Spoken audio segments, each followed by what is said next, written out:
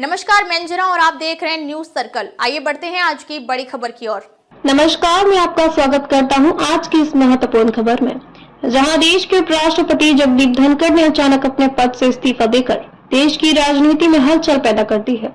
स्वास्थ्य कारणों का हवाला देते हुए अब उन्होंने अपने पद को तत्काल प्रभाव से छोड़ने का निर्णय लिया।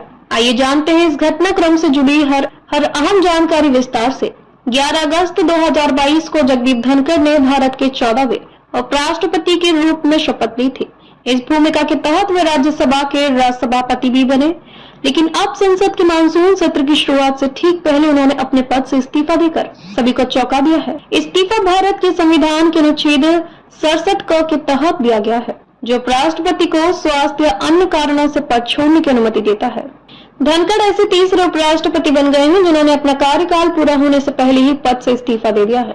इस सूची में उनके अलावा दो और नाम दर्ज हैं। 1974 में बीडी जत्ती और 1997 में कृष्णकांत।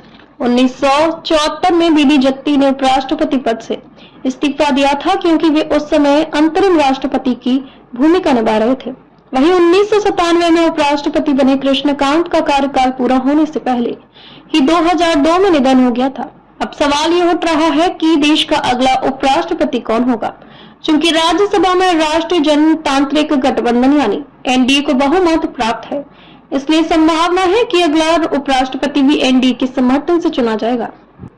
राज्यसभा के नए सभापति के लिए जल्द ही निर्वाचन प्रक्रिया शुरू की जाएगी। यह संवैधानिक प्रक्रिया चुनाव आयोग की देखरेख में होती है, जिसमें संसद के दोनों सदनों के सदस्य मतदान करते हैं।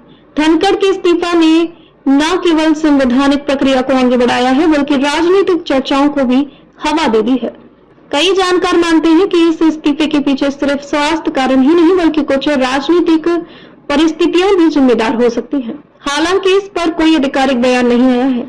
धनखड़ एक अनुभवी नेता रहे हैं। उपराष्ट्रपति बनने से पहले वे पश्चिम बंगाल के राज्यपाल के रूप में भी अपनी सेवाएं दे चुके हैं। उनके कार्यकाल के दौरान उन्होंने कई संवैधानिक मुद्दों पर मुखर राय रखी थी।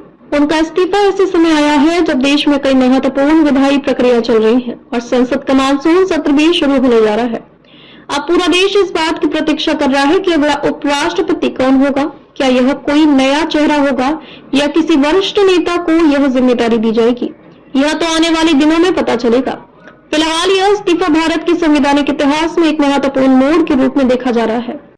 अब तक के लिए बस इतना ही। फिर मिलते हैं एक ऐसे ही बड़ी खबर के साथ। तब तक के लिए नमस्कार और देखते रहिए न्यूज सर्कल। अगर आपको वीडियो पसंद आई हो तो लाइक करें व शेयर करें। ऐसे लेटेस्ट अपडेट पाने के लिए बेल आइकन प्रेस करना ना भूलें। अगर आप हमें फेसबुक या फिर इंस्टा के माध्यम से देख रहे हैं तो हमारे पेज को फॉलो जरूर करें। धन्यवाद।